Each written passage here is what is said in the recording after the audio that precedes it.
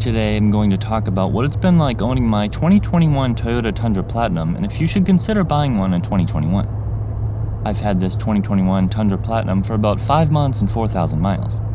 While that's not exactly long term, this isn't my first Tundra. In fact, this is actually the third one I've owned. My first one was a 2010 SR5 with the TRD package, which I had for 5 years and 80,000 miles. The second was a 2015 Limited, which I had for about 5 years and 60,000 miles, so I have a pretty good idea of how well they hold up over time and the quality and reliability issues that you might expect.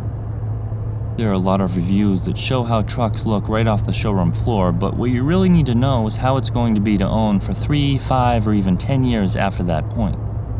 The reliability of used trucks vary dramatically from make to make, and doing your research beforehand can save countless dollars in aggravation. Is the Tundra still worth considering even though it's seemingly years behind the advancements of its competition?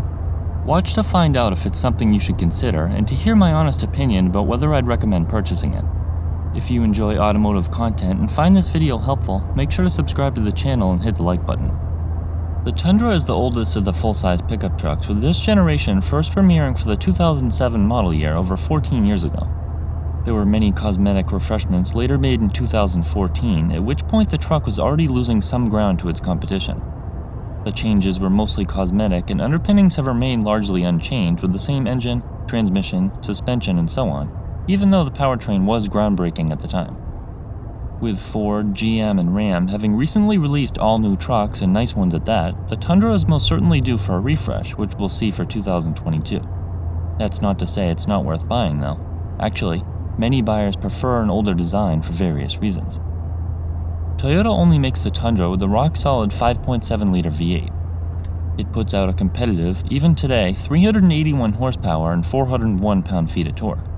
Power is still more than adequate with a 0 to 60 time of around 6 to 7 seconds. Acceleration is good off the line and there's plenty of passing power even on the highway.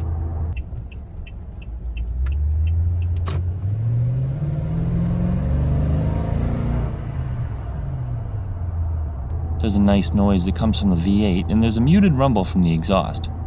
While the Tundra transmission is a great one, it is showing its age with only 6 speeds. It would certainly be nice to have the 8-speed that's used in the Land Cruiser or even a 10-speed to help reduce fuel consumption and increase acceleration, but you have to keep in mind that a more efficient transmission will likely be coming soon. More speeds generally means worse reliability too. There have been reports of brand new Land Cruisers with the newer 8-speed that had less than 100 miles that have had transmission problems. Gas mileage is decent and it's what you'd expect with a full-size truck.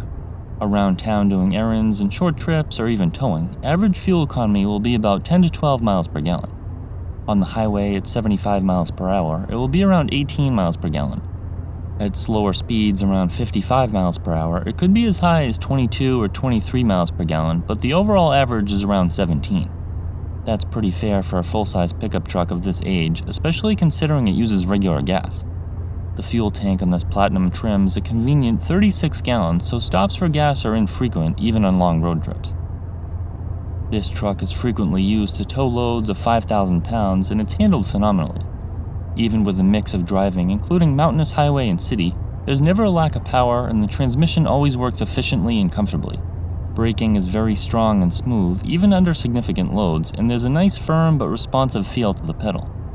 One advantage of the older design is that the truck is heavier than newer trucks with aluminum or lightweight bodies, which can help when you're using it for things other than getting groceries.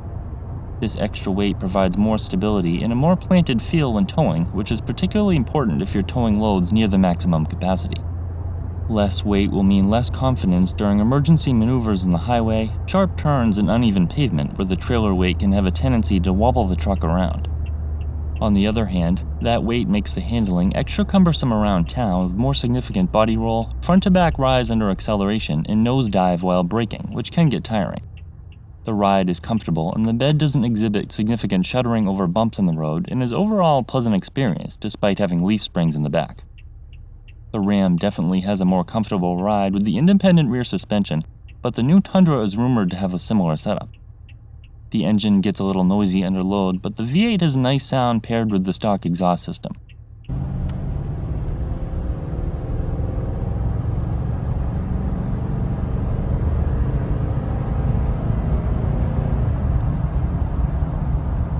Road noise is average without excessive tire or wind noise.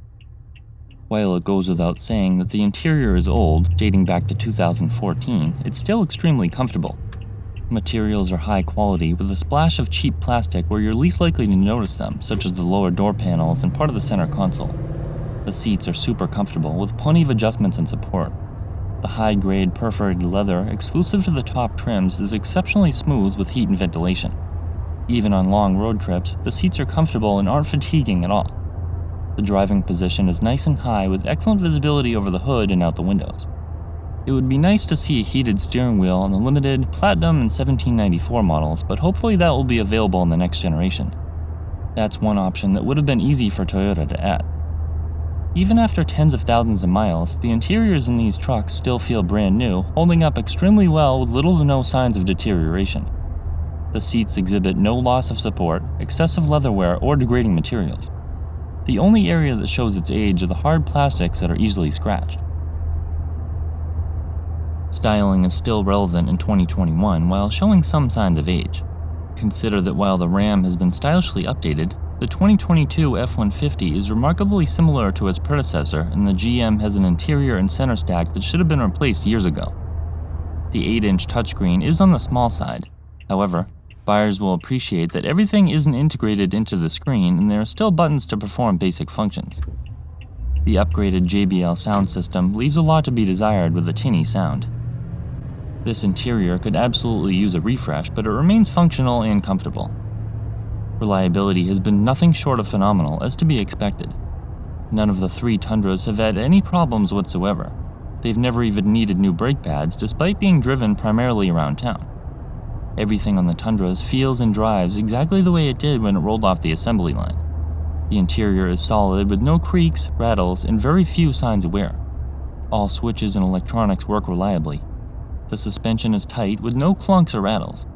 The engine is so smooth that at idle you can barely even tell it's running.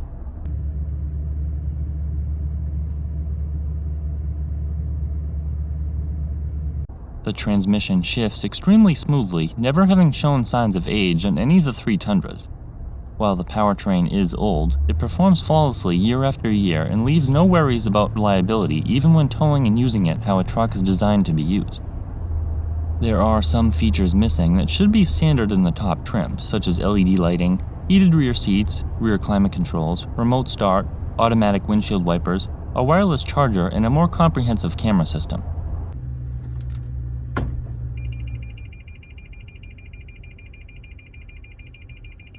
You can use the Toyota app to lock and unlock and start the vehicle, but it's very slow and doesn't work reliably.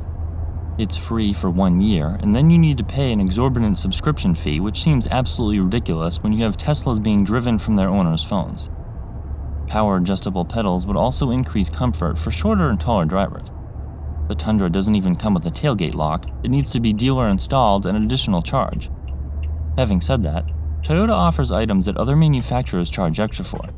For example, the 5.7-liter V8 is standard while other brands make buyers pay extra for a more powerful engine. That one thing alone is a big factor for those buying the entry-level and lower trims. Toyota also provides things like wheel well liners, which is something other manufacturers charge extra for. When spending $50,000 or $60,000 or even more on a new truck, that's simply price gouging to make customers pay extra for the basics. Another huge advantage is that beginning in 2018, every Tundra has come standard with Toyota Safety Sense. That includes pre-collision with pedestrian detection, lane departure alert, automatic high beams, dynamic radar cruise control, blind spot monitoring, and rear cross traffic alert, a significant array of safety equipment. If you're considering buying a new Tundra, the pricing is pretty competitive, especially when considering the standard equipment. This Platinum stickered for less than $55,000, where comparable Ram, GM, and Fords are stickering for $70,000 or more. A price that high is simply out of the question for a lot of buyers, even though the manufacturers sometimes offer steep discounts to entice buyers. Resale value is extremely high, making used Tundras almost as valuable as new ones. This is great if you're buying new, but if you're buying used, Toyotas can seem expensive, especially when considering that they might need new tires, brakes, fluids, and other costly maintenance items. I would strongly recommend purchasing a new or used Tundra if you're looking for a traditional V8 with proven reliability and don't mind an older design. Missing out on some of the luxury features other brands are offering is worth it when getting the longevity that truck buyers expect in addition to the features that come standard. It's rumored that Toyota will be discontinuing the V8, and so if that's your preference, you might want to buy one beforehand. While the other manufacturers offer some nice styling and available features, the amazing longevity of the Tundra won't have you at the dealer every 2 weeks, making the lack of some luxuries worth it to most.